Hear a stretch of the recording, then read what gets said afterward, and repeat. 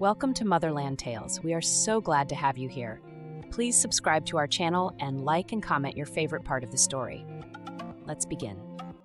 Sophia was a girl admired by everyone.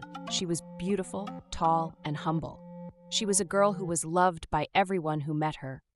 The girls in her neighborhood aspired to be like her. She was what many would call wife material.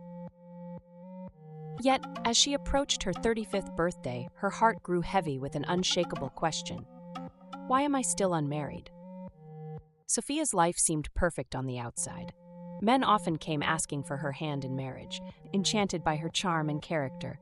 But strangely, every time a suitor met her family, the relationship abruptly ended without explanation. It was a pattern that haunted her, gnawed at her confidence, and kept her awake at night. Sophia sat on her bed consumed by her thoughts. A knock startled her. She opened the door to find Madame Lola, her elderly neighbor. Madame Lola was a figure Sophia adored, a confidant and a second mother who had always given her wise counsel. "Sophia, my dear, why do you look so troubled?" Madame Lola asked, her voice dripping with concern. Sophia's voice trembled as she replied, "Madame Lola, I don't know what's wrong with me. I'm 35, yet every man who proposes to me suddenly leaves after meeting my family. It's like something drives them away. Am I cursed?" Madame Lola's expression softened as she embraced Sophia. "Child, you are not cursed. You are a good girl, and God will surely bless you with a good husband. Be patient, my dear," she said soothingly. Though her words provided temporary comfort, Sophia remained restless. Even her parents had begun questioning her. "What are you doing to scare these men away?" her mother asked one evening. "Sophia, be prayerful. Something isn't right," she added. The next day, Alana, Sophia's best friend, visited with gifts in hand. "Happy birthday, my friend," she said, placing the packages on the table. She sat down beside Sophia, studying her face carefully. "Why do you look so sad? You should be enjoying your birthday." "Why am I still unmarried?" Sophia asked, her voice heavy with despair, as though Alana might hold the answers she desperately sought. "I don't know," Alana replied with a faint smile. "But don't worry, a good man will come. For now, let's enjoy our singlehood." She stood and poured 2 glasses of wine, handing one to Sophia. "I'm not married either, but I don't let that stop me." Alana took a sip, her gaze shifting away from Sophia, as though lost in thought. Moments later, she straightened and set her glass down. "I have to get going," she said abruptly, gathering her things. That evening, as Alana left, she muttered under her breath, "Good for you, Sophia. You think you're better than the rest of us, always acting like a saint. Let's see how far your good girl act takes you. You'll stay single just like me." How can she want to get married and I'm not? Alana muttered to herself, "I hope she keeps having all the misfortunes. She thinks she's better than me."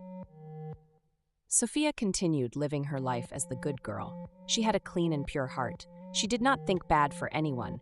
She respected everyone she met, including children. She kept praying to God for a good man. Even though she was a single lady, Sophia was an accomplished lady. She had her own business, a salon that is lucrative and bringing in good money.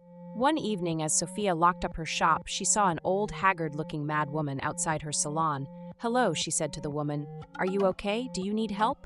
Her disheveled appearance and wild eyes startled Sophia, but the woman's words froze her in place. "You trust too much," the mad woman rasped. "The cause of your misery is right inside your house." Sophia's heart pounded. "What do you mean?"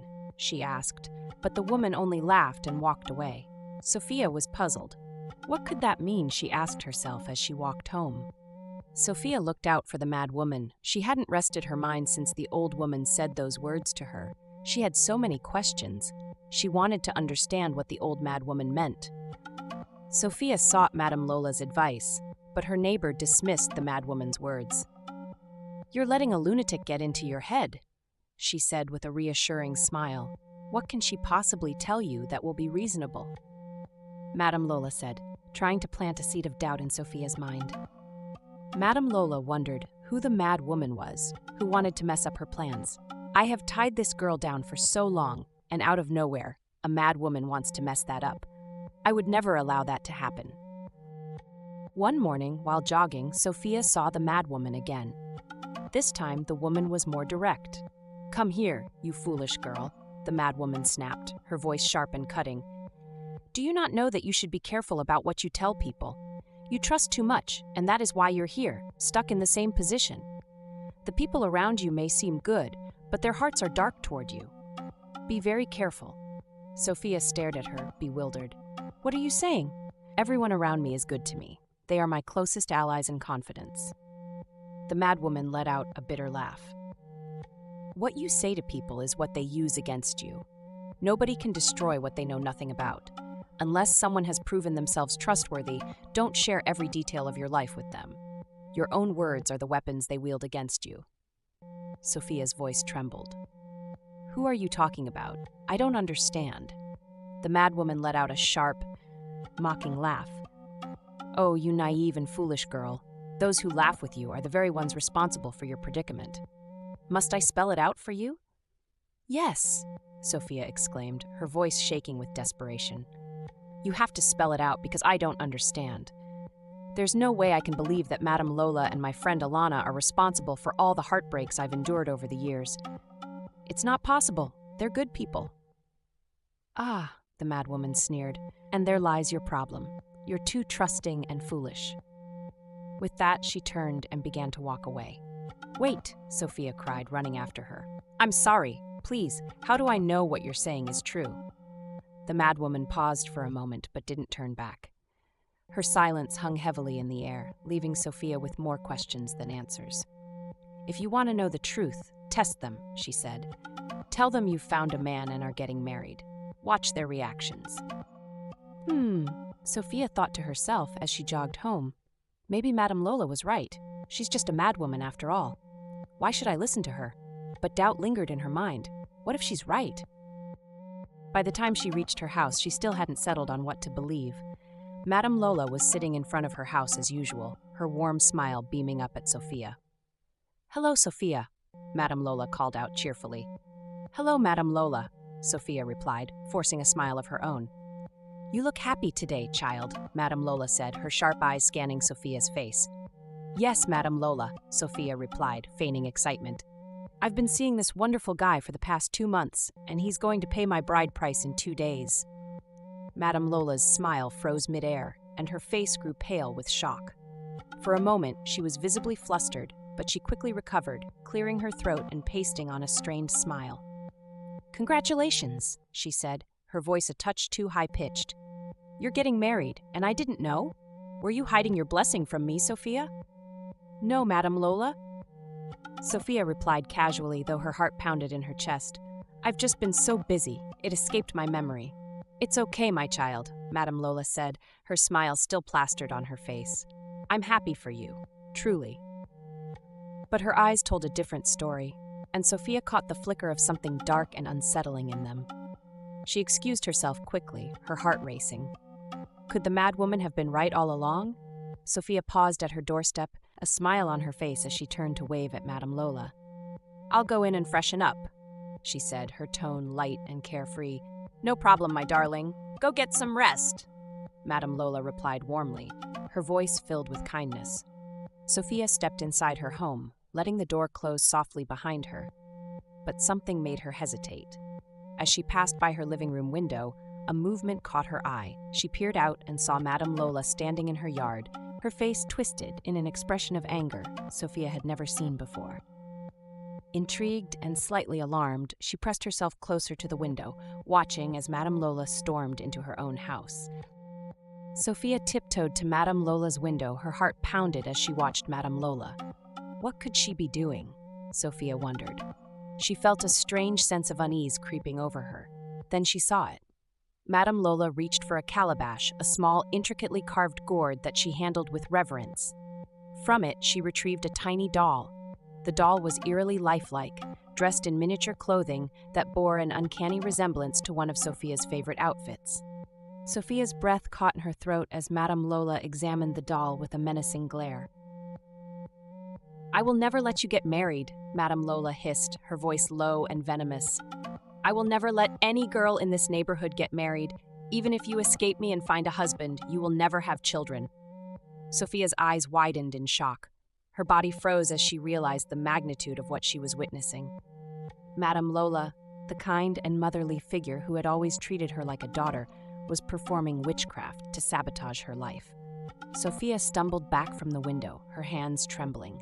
She'd always brushed off her streak of heartbreak and failed relationships as bad luck. But now it all made sense. Madame Lola had been behind it all. Her heart pounded in her chest and her mind raced. What should she do? Confront her? Tell someone? She rushed to her room, her hands still shaking as she picked up her phone. There was only one person she could think of calling: Alana, her best friend and confidant. If anyone could help her figure this out, it would be Alana. Hello? Alana's voice came through the receiver, light and casual. Alana, you won't.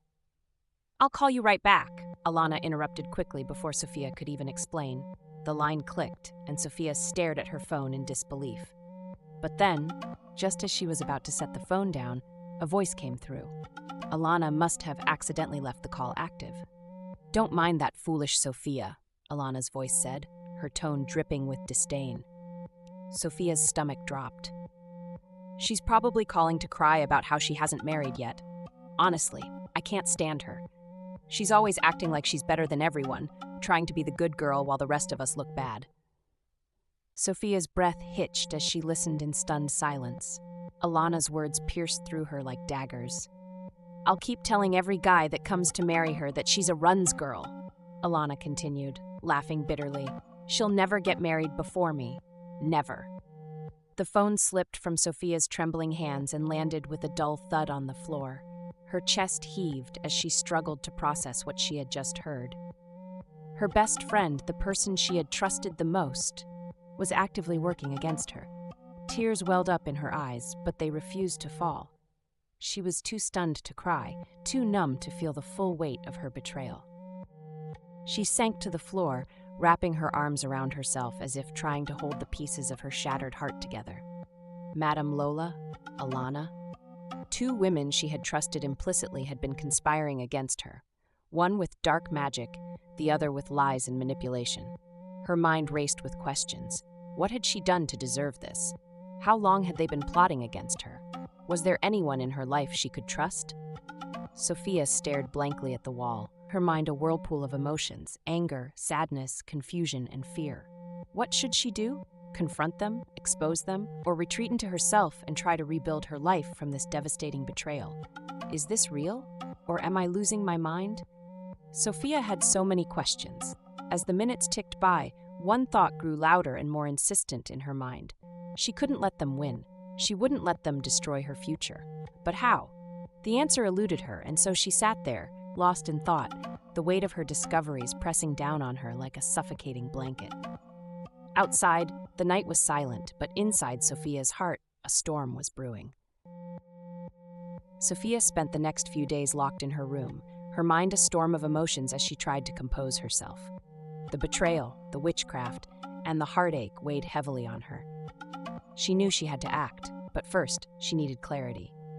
One evening, with tears streaming down her face, she picked up her phone and dialed her mother's number. "Mom, I'm in trouble," Sophia sobbed, her voice trembling. "What is it, my dear?" her mother asked, alarmed. I'll explain when I get home. I can't stay here anymore," Sophia said, her voice breaking. Early the next morning, before anyone else was awake, Sophia packed a small bag and left her house quietly. The streets were silent as she made her way to her family home. Her heart felt heavy, but she knew she would find solace in her mother's arms. When Sophia arrived, she collapsed into her mother's embrace, tears flowing freely as she recounted the events that had unfolded. She told her mother about Madame Lola's witchcraft and the devastating betrayal by her best friend, Alana. Her mother's face shifted from shock to anger as she listened. "This is why I've always warned you to be careful about who you trust," her mother said, her voice firm but full of concern. "The heart of man can be desperately wicked. Those who laugh with you may secretly be plotting your downfall.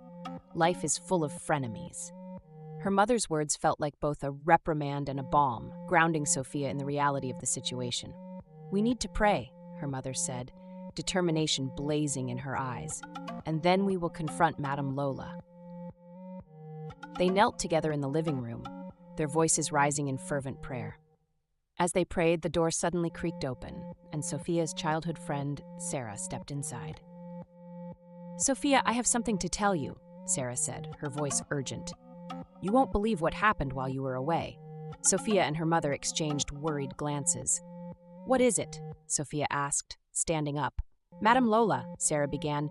She started screaming out of nowhere, like someone was setting her on fire. People rushed to her house to see what was going on. She confessed. Sarah hesitated, her voice trembling. "She confessed that she's the reason no girl in this neighborhood is married. She said someone who wasn't supposed to see her rituals did, and it broke her calabash. She claimed the spirits are now after her." Sophia's mouth fell open in disbelief. "She confessed?" "Yes," Sarah said. "The neighbors were so shocked they didn't know what to do. They took her to the police station, but the police said they couldn't hold her without evidence. The next day, they found her lifeless in her room, with the broken calabash beside her." Sophia's mother crossed herself, murmuring a prayer of thanks. "Evil will always meet its end," she said. If you have watched to this point, please subscribe to our channel, like and share for more amazing stories. Word spread quickly of Madame Lola's demise, and the neighborhood was abuzz with the news. "That serves her right," one person exclaimed. "She's a terrible person," another added. "Why would she tie all the girls in the neighborhood?" someone asked, bewildered. "Evil people don't need a reason to be evil," an older woman said, shaking her head. "Let's make sure the girls she tied up are released." The woman picked up the remnants of the calabash and burned everything in it, a symbolic act to break the curses Madame Lola had cast. As the flames consumed the objects, a sense of relief washed over the neighborhood. Sophia, still shaken, decided to visit her house to see what was happening. As she approached, she noticed Anala, her former friend, waiting at her doorstep. Anala's face lit up when she saw Sophia, but Sophia's expression remained cold. "Sophia," Anala called out, feigning cheerfulness. Sophia stopped in her tracks, her voice sharp as she spoke. "What are you doing here, Anala? Did you come to find out if I have a man you can lie to? A man you can tell that I'm a runs girl?" Anala's face paled. "Sophia, I don't know what you're talking about." "Don't lie to me, Anala," Sophia said, her voice trembling with anger. "I heard you. I have no idea what I did to you, but it's okay. I forgive you, but our friendship ends here." Anala's eyes filled with tears. "Sophia, please, I'm so sorry. I didn't mean it. I was jealous. You have a good nature and people love you for it. I wanted what you had, but I went about it the wrong way. Please forgive me." Sophia sighed, her heart heavy but resolute. "I forgive you, but I can't trust you again. Goodbye, Anala." She walked past her former friend and into her house, closing the door behind her. Anala stood outside, tears streaming down her face as she whispered to herself, "I should have been a better friend, a better person." Inside, Sophia leaned against the door, her resolve strengthening. She had survived betrayal and faced the darkest truths about those she trusted.